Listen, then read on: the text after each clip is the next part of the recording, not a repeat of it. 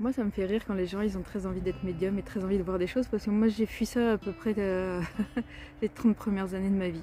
Ce qui fait quand même une très grosse partie de ma vie vu que j'ai que 40 ans aujourd'hui. Et je crois que la première fois que ça a été très très flagrant, c'était en 2005, j'étais dans l'Himalaya et j'y étais pour des raisons historiques, d'études, de recherche historique. Et donc j'étais pas vraiment en train de faire du tourisme.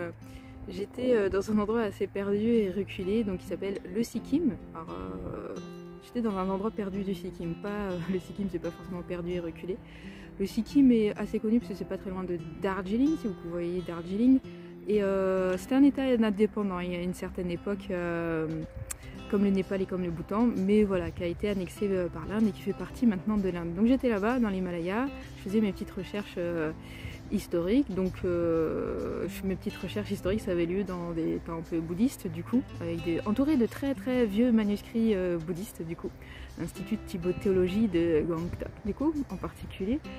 Et là j'étais partie voir des monastères un petit peu plus haut, et là l'idée c'était plutôt de recueillir des renseignements, des témoignages oraux en fait, de pouvoir interviewer certaines personnes que j'ai pas réussi à interviewer au final. Et en fait sur le chemin il y a un Allemand qui commence à me tchatcher et tout, et il commence à me parler de Reiki. Et le gars il commence à me coller, je me dis mais qu'est-ce qu'il me veut, il veut me draguer et tout en fait. Et j'ai pas compris, il commence à me parler d'énergie, de trucs, machin. Et moi j'étais pas branchée là-dessus, j'étais là pour mes recherches historiques. Et en fait le gars je l'ai fui. Donc avec du recul je sais que je me suis plantée, il était pas en train de me draguer du tout. Et je l'ai fui pour faire d'autres trucs. Et ça fait partie des pas bons choix que j'ai fait dans ma vie, et ça fait partie des embranchements que j'ai pris et que j'ai fui. Et bien après, quand j'ai passé mes dédragués de Reiki à partir de 2012, je me suis dit mais ah mais c'était ça c'était de ça dont il était en train de me parler en 2005. Et j'avais pas compris, voilà. Et le Reiki est venu à moi voilà, dans un haut lieu de l'Himalaya, quelque part à 4000 mètres d'altitude. Et j'ai pris ma poudre d'escampette. J'ai accepté de faire de m'allonger par terre comme on fait pour faire le tour du monastère bouddhiste, pour faire comme les bouddhistes. J'ai accepté de faire tout comme les bouddhistes, mais j'ai pas voulu faire que le Reiki à l'époque. Voilà. Je sais pas qu'est-ce qui aurait été plus intelligent entre... je sais pas si vous avez déjà vu ça, hein, les bouddhistes tibétains, les vrais, ils s'allongent par terre, tu t'allonges, tu fais les prières, tu t'allonges, tu fais les prières, tu t'allonges, tu fais les prières et tu fais le tour du monastère comme ça en fait, et plusieurs fois au besoin. Et il y avait plein de mamies tibétaines qui avaient traversé incognito la frontière indo-chinoise du coup pour l'événement, parce que du coup c'était l'anniversaire de Bouddha et c'était un monastère important. Du coup pas de souci, je vais traverser au sommet de l'Himalaya, puis je vais aller voir de l'autre côté du côté de ce monastère que je suis pas allée visiter depuis longtemps. Voilà, donc le Reiki j'ai rencontré en 2005. J'ai eu très très peur, enfin, et vraiment j'ai rien compris, hein. J'ai rien compris. Mais c'est quand j'ai mis le nez dedans, après je me suis dit oh, mais c'est de ça qu'il m'avait parlé. En fait j'ai cru qu'il me draguait en fait. Et tellement j'avais rien compris, voilà, j'étais en partie en courant. C'était la première fois. Et une autre fois vraiment marquante où j'ai fui vraiment quelqu'un qui voulait m'enseigner. C'était à Ouagadougou, du coup 2010.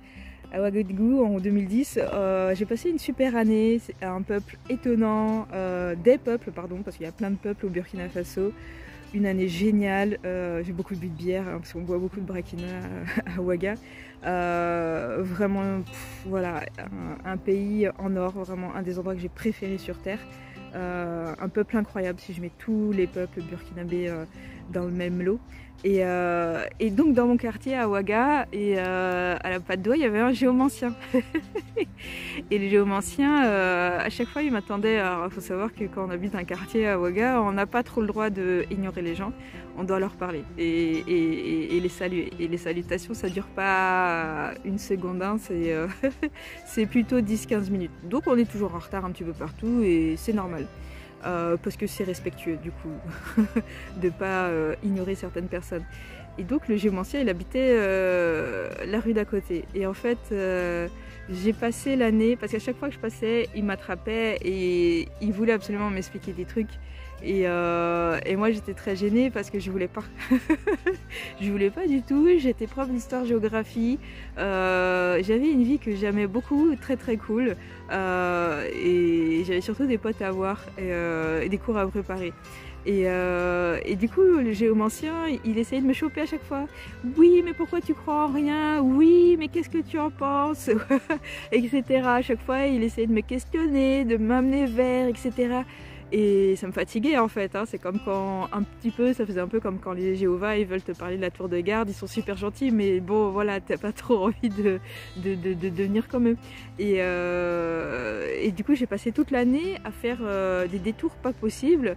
Donc, dans mon quartier, c'est des villes plutôt, c'est des lignes plutôt carrées, il n'y a pas toujours du goudron partout.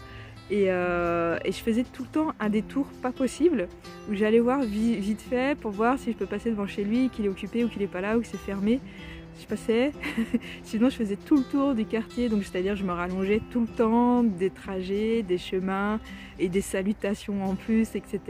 pour pas passer devant chez lui, pour pas qu'il me vienne encore me dire oui alors tu crois en quoi et est-ce que tu veux machin, viens je vais te montrer, etc. Et donc voilà, j'ai pas conscientisé sur le moment, ça faisait partie de l'époque où j'avais pas envie, très clairement j'étais en train de fuir. Voilà, donc j'aurais pu apprendre la géomancie et très clairement ce monsieur était très intéressé par m'enseigner des choses et j'ai fui, là encore c'était la deuxième fois.